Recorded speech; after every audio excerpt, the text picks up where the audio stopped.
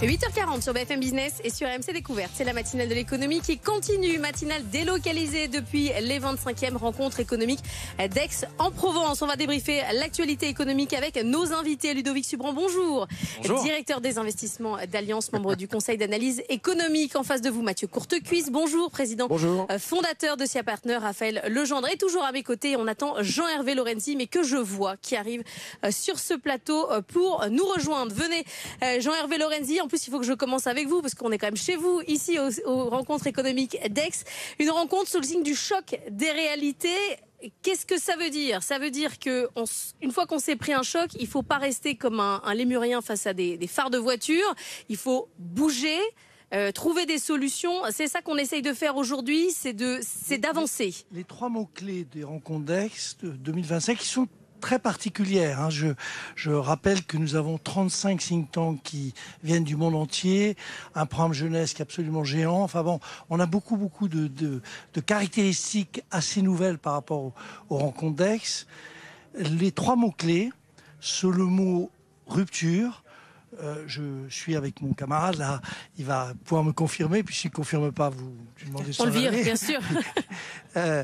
Évidemment, un choc, j'allais dire, frontal, mondial, qui dépasse largement la présence de tel ou tel président américain. Il y a un vrai sujet macroéconomique, on arrive en bout de cycle très vigoureusement. Donc premier mot, rupture. Deuxième mot, le mot violence, ça entraîne énormément de sujets et partout, il faut essayer de calmer le jeu. Hier soir, on a eu une réunion et une session formidable avec le ministre des Affaires étrangères, Jean-Noël Barrot. C'était formidable, puis toute une série de personnalités. Et l'idée était de dire un peu partout, apaiser la négociation qui va avoir lieu dans les jours qui viennent sur les tarifs douaniers avec l'administration américaine se doit vraisemblablement d'être ferme, mais sans pour autant aller à l'affrontement. Les sujets d'augmentation des dépenses de défense qui sont un sujet absolument majeur, il faut les faire, mais aussi là de manière raisonnable. Brutalement, on ne va pas mettre le monde uniquement en industrie de défense. Donc un peu partout, il faut essayer de trouver des chemins qui sont des chemins de la lucidité sur le fait que c'est une période difficile, mais c'est une période dans laquelle on doit essayer de traiter les thèmes avec beaucoup de finesse, beaucoup d'équilibre, beaucoup de mesures. Alors calmer le jeu, c'est bien, mais il y en a quand même un qui est plus fort que les autres, c'est Donald Trump. Quand on regarde sur ces derniers jours, il enchaîne les victoires. Cette nuit, le budget a été voté, la Big Beautiful Bill, mais il n'y a pas que cette victoire-là. Il a aussi quand même ce sommet à l'autant où il a gagné sur tous les plans, parce qu'on a augmenté les dépenses militaires au niveau... On sait qu'on allait le faire. Ok, mais enfin... Non, attendez. On pourrait avoir un débat pour savoir si on va le faire. Trop de regards politiques pour ne pas savoir... Les lignes bougent quand même. Donald Trump fait bouger les lignes sur ce sujet. Donald Trump, ces 10 derniers jours, il enchaîne les victoires. Regardez Wall Street, regardez la Cour suprême qui lui permet de plus être ne serait-ce que mis en difficulté par les juges. Ludovic Subran, pour l'instant, Donald Trump. Et même sur l'emploi américain, 150 000 créations de postes annoncées là en juin. C'est un enchaînement de victoires. Oui, alors c'est pas que les victoires de Donald Trump. Par exemple, sur l'emploi, je pense que l'administration Biden a fait beaucoup. C'est assez intéressant ce petit moment en effet de victoire parce que pour quelqu'un qui a créé 4 ruptures majeures, le commerce mondial, le budget américain, on va vers un déficit de 7%, 8% l'an prochain, le dollar, plus grosse dépréciation du dollar depuis 1940 et bien sûr la défense, il a poussé le monde à se réindustrialiser. On s'attendait à ce qu'il y ait beaucoup plus d'instabilité, de volatilité. Et au final, création d'emplois record.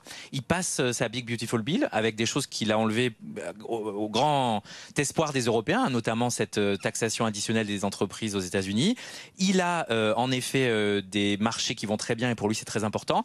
Moi je dis juste attention parce que il a semé quand même énormément de petits cailloux, pas hyper sympa pour l'économie et les entreprises. La stagflation, c'est-à-dire moins de croissance, plus d'inflation. La fragmentation, les États-Unis, avec un dollar plus faible, c'est un pays plus faible. Et puis, encore une fois, moi, en tant qu'investisseur, la dette américaine, si j'ai un peu plus d'inflation et si, en plus, ils font un peu n'importe quoi avec leur argent, je vais peut-être leur demander pas 4,5%, mais 5% pour leur prêter à 10 ans. Donc, je crois qu'il faut regarder ces victoires en trompe-l'œil.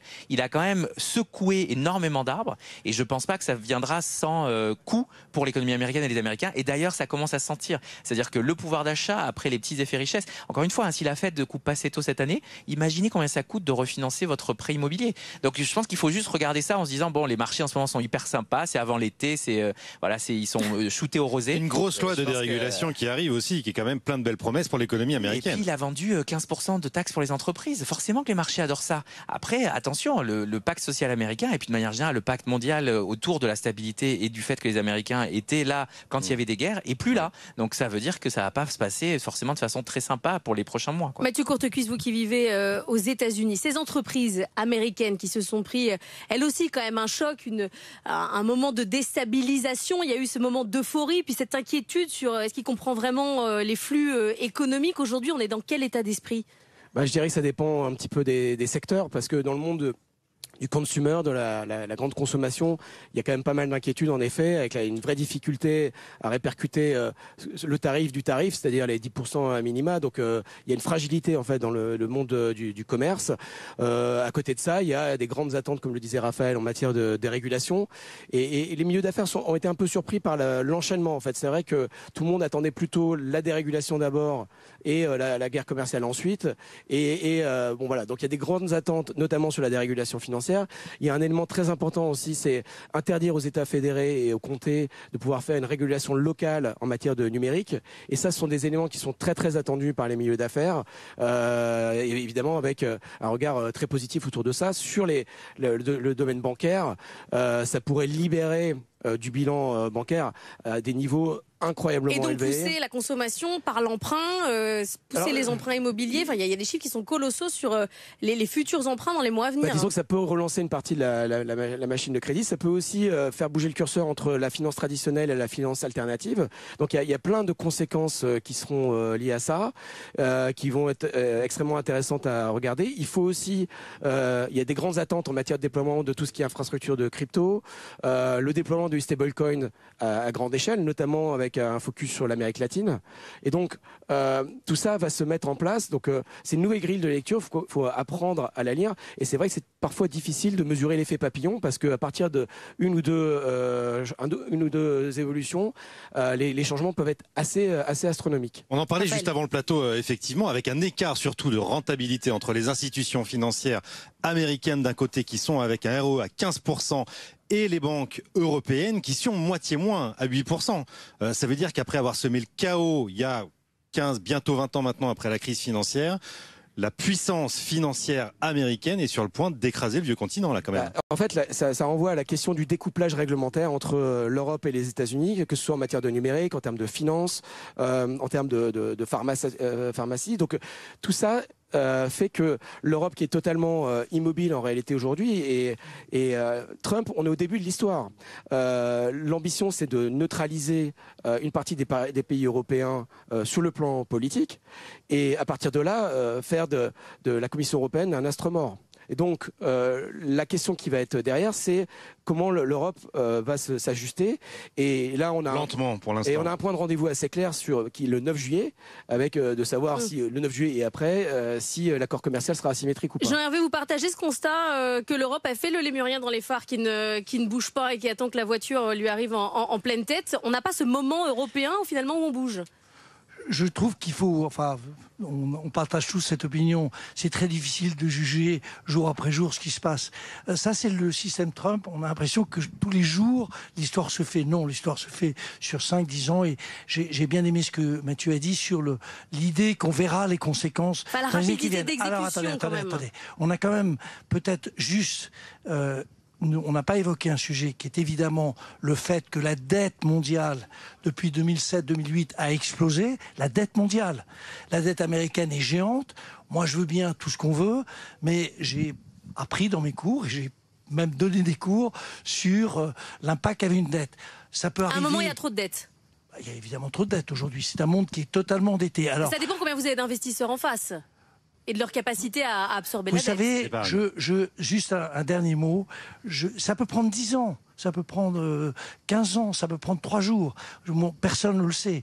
Je rappelle juste un chiffre, un élément, la grande puissance américaine.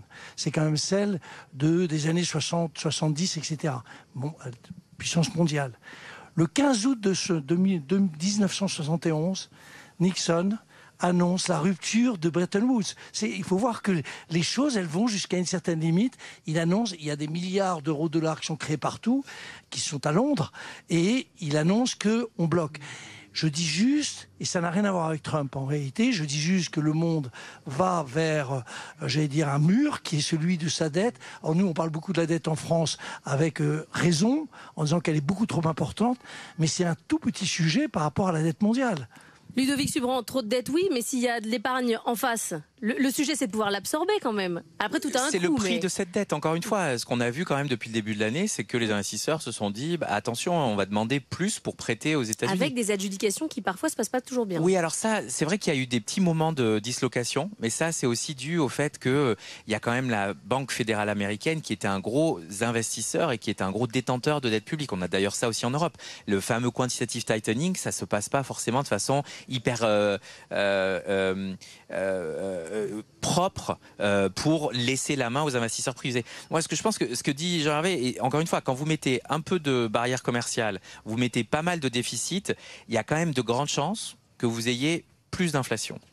Et donc pour les États-Unis, ça, on peut dire ce qu'on veut. Au bout d'un moment, quand vous prêtez aux États-Unis, s'il y a 4% d'inflation, vous allez demander 5%, 6% sur la dette. Et donc l'effet boule de neige sur la dette, c'est un vrai sujet pour les États-Unis. Les projections du CBO, c'est que les États-Unis vont très vite vers 130-140% de dette sur PIB d'ici 2035.